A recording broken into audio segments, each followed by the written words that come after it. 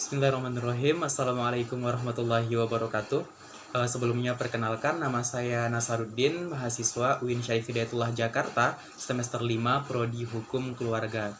Di sini saya akan mencoba membahas atau menjelaskan mengenai hukum acara perdata. Nah, ketika kita berbicara hukum acara perdata, maka hal-hal yang akan kita bahas nantinya adalah apa sih hukum acara perdata itu? Bagaimana sih bisa dikatakan hukum acara perdata bisa berjalan atau tidak bisa berjalan, dan bagaimana sih prosesnya ketika di pengadilan nanti terhadap kasus-kasus yang berkaitan dengan hukum acara perdata. Nah, yang pertama kita akan ngebahas dulu bagaimana sih hukum acara perdata itu bisa berjalan atau tidak berjalan. Jadi, hukum acara perdata itu tidak akan dapat berjalan atau tidak bisa dijalankan apabila para pihak yang berkepentingan atau masing-masing individu sudah menjalankan kewajiban, hak dan kewajiban mereka masing-masing. Dan hukum acara perdata itu tidak akan dapat berjalan apabila norma keperdataan itu sudah dijalankan oleh masing-masing individu tadi. Semisal saya contohkan, si A berhutang kepada si B. Lalu si A sudah melunasi hutangnya sesuai dengan waktu yang disepakati. Nah, maka dalam kasus ini berarti kedua belah pihak sudah menjalankan kewajiban mereka, hak dan kewajiban mereka masing-masing. Maka hukum acara perdata tidak dapat berjalan. Lalu bagaimana sih hukum acara perdata itu bisa berjalan atau bisa berlaku? Nah, yaitu ketika para pihak atau para masing-masing individu tadi tidak menjalankan hak dan kewajiban mereka masing-masing, atau ada salah seorang dari pihak-pihak yang berkepentingan itu melakukan pelanggaran terhadap hak atau kewajiban mereka. Misalkan pada contoh tadi, si A berhutang kepada si B, lalu senilai 200 juta misalkan. Lalu si A hanya mengembalikan 100 juta. Sedangkan 100 jutanya lagi itu tidak dikembalikan dan waktu yang sudah disepakati itu sudah lewat. Nah, berarti si A itu tidak menjalankan kewajibannya dengan baik. Nah, disinilah berlaku hukum acara perdata, yaitu ketika pihak-pihak itu tidak menjalankan kewajiban mereka masing-masing.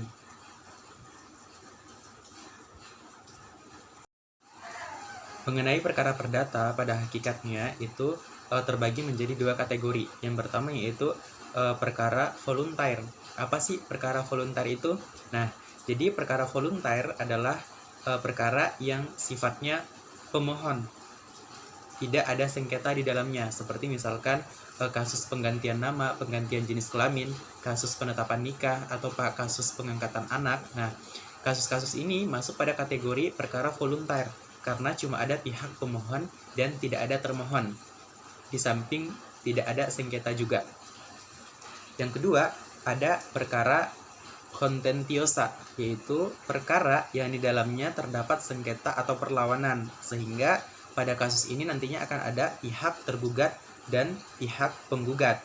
Dan hakim dalam perkara kontentiosa ini harus mendengarkan kedua belah pihak dengan cara yang pertama yaitu membuat somasi atau peringatan, dan yang kedua melakukan mediasi, baik itu di luar pengadilan atau litigasi, atau bisa langsung mengajukan gugatan ke pengadilan dengan cara membuat surat gugatan terlebih dahulu yang di dalamnya berisi kompetensi absolut, relatif, dan identitas para pihak, yaitu identitas para pihak penggugat dan tergugat, di samping adanya posita dan petitum.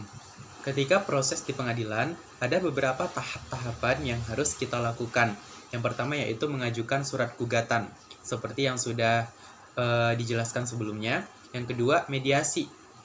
Ketiga, ketika mediasi gagal, maka dilanjutkan dengan pembacaan surat gugatan oleh penggugat atau kuasa hukumnya. Yang keempat, jawaban tergugat. Yang kelima, replik. Nah, replik ini apa sih? Jadi replik itu adalah jawaban penggugat, bisa berupa tulisan atau berupa lisan, yang diajukan terhadap jawaban tergugat atas gugatannya. Yang kedelapan, duplik. Nah, duplik itu apa? Yaitu kebalikan dari replik. Nah, jadi duplik ini adalah jawaban tergugat terhadap terhadap replik yang diajukan oleh penggugat.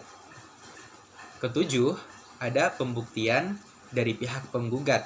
Kedelapan, pembuktian dari pihak tergugat.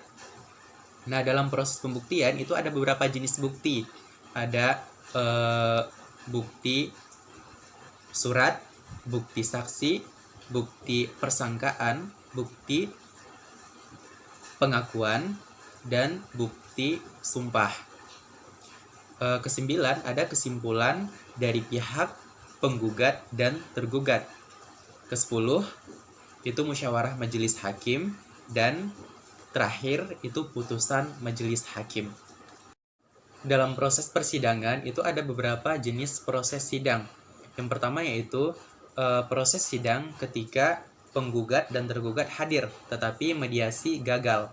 Maka proses sidangnya adalah yang pertama tentunya mediasi terlebih dahulu, dan ketika mediasi gagal maka dilanjutkan dengan pembacaan surat gugatan oleh penggugat atau kuasa hukumnya.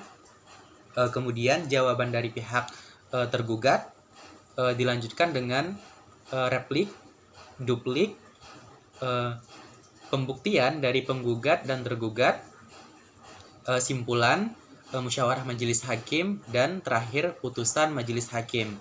Yang kedua, ketika proses sidang penggugat dan tergugat hadir dan mediasi berhasil, maka proses sidangnya yang pertama adalah mediasi terlebih dahulu. Ketika mediasi berhasil, maka dilanjutkan dengan pembuatan akta perdamaian. Selanjutnya itu putusan dari majelis hakim berdasarkan akta perdamaian tersebut. Nah, jadi pada proses sidang ini itu tidak ada jawaban tergugat, replik, duplik gitu. Karena proses mediasi itu sudah berhasil. Yang ketiga, ada proses sidang yang hanya dihadiri oleh pihak penggugat, tetapi tergugat tidak pernah hadir. Maka proses sidangnya adalah pembacaan gugatan pembuktian oleh penggugat, kesimpulan dari penggugat, musyawarah majelis hakim, dan terakhir putusan majelis hakim.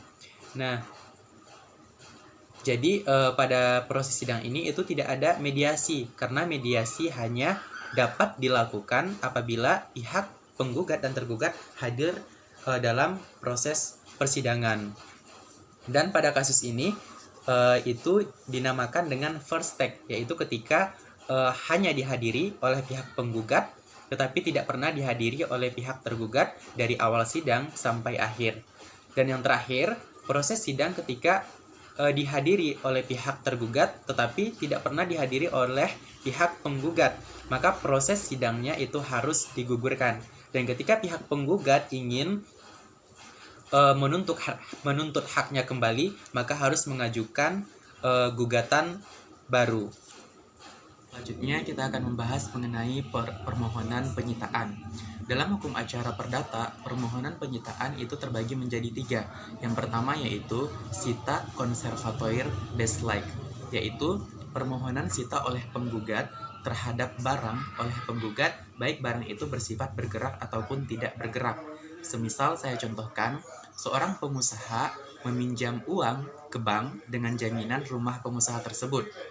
Maka ketika pihak bank mengajukan gugatan ke pengadilan, maka pihak bank tersebut berhak untuk mengajukan permohonan sita terhadap rumah pengusaha tersebut ke majelis hakim.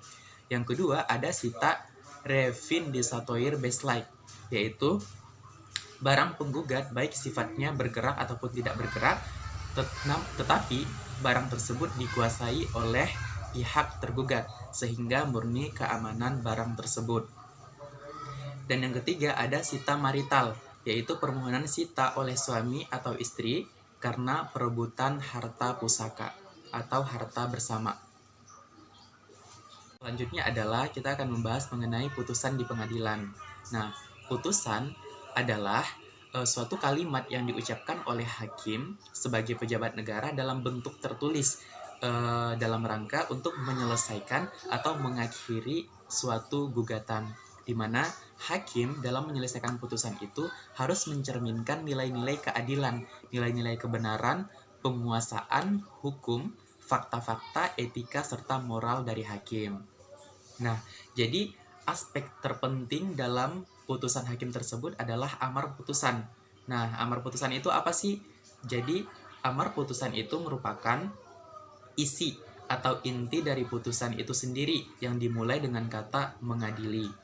Di mana hakim dalam wajib mengadili segala bagian dari tuntutan penggugat dan dilarang untuk mengadili hal-hal yang tidak dituntut.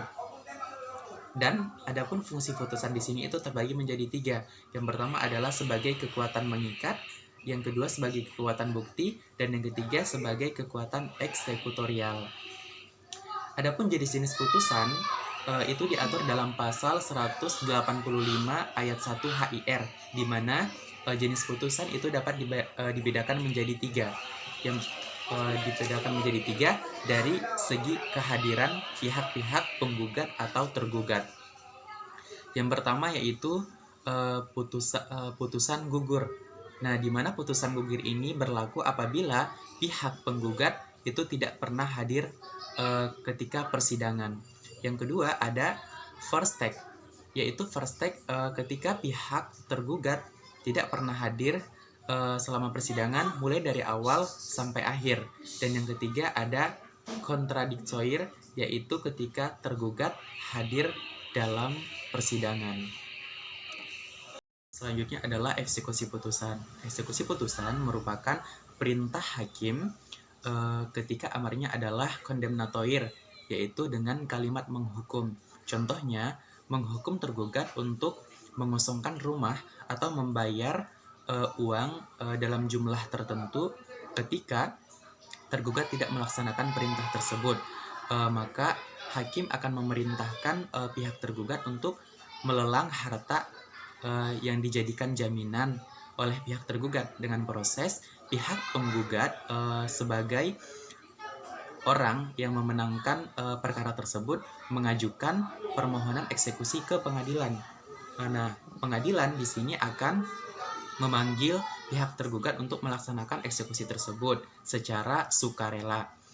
Dan hakim akan memerintahkan melalui unmaining, yaitu perintah melaksanakan putusan apabila setelah 18 hari pihak tergugat tidak juga melaksanakan putusan tersebut.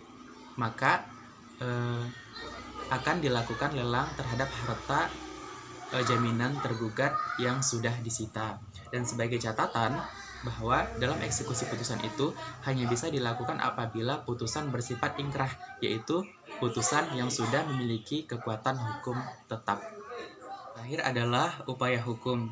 Upaya hukum merupakan upaya yang diberikan oleh undang-undang kepada seseorang atau badan hukum perdata untuk melawan putusan hakim dengan tujuan untuk mencegah atau memperbaiki kekeliruan dalam putusan hakim tersebut karena adanya penemuan bukti-bukti atau fakta-fakta lain.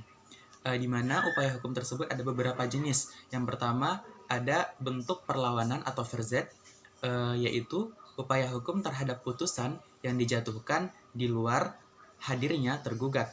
Dan yang kedua ada upaya hukum banding, yaitu upaya hukum yang diajukan oleh pihak-pihak yang merasa tidak puas terhadap putusan majelis hakim pada tingkat pertama. Maka pihak yang tidak puas tersebut berhak mengajukan upaya hukum banding pada tingkat ibu kota provinsi. Nah, nanti pengadilan tinggi akan memeriksa ulang perkara tersebut atau dinamakan dengan judex facti. Dan yang ketiga adalah upaya hukum pada tingkat kasasi, yaitu suatu tindakan Mahkamah Agung sebagai pengawas tertinggi atas putusan pengadilan-pengadilan lain untuk memperbaiki dan menegakkan hukum. Nah, mungkin sekian pembahasan saya mengenai hukum acara perdata. Sudah dijelaskan apa sih hukum acara perdata itu, bagaimana proses di pengadilan terkait kasus-kasus hukum acara perdata. Semoga bisa dipahami. Saya Nasaruddin mengucapkan terima kasih. Wassalamualaikum warahmatullahi wabarakatuh.